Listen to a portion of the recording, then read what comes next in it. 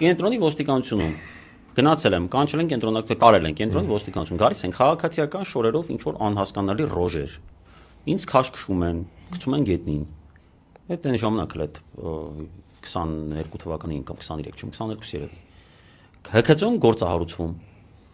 Արդյունքում ինչ չի հաջողվում նույնականացնել մարդկանց, թե ովքեր են դրանք։ Արմոլորակայիններն են։ Առ այսօր մենք չգիտենք դրանք օպեր էին, քաղաքացիական շորով մարդիկ, գրզոյի ախրանիկներն էին, այսինքն տեսականորեն հնարավոր է մարդուն տանեն ոստիկանության բաժին,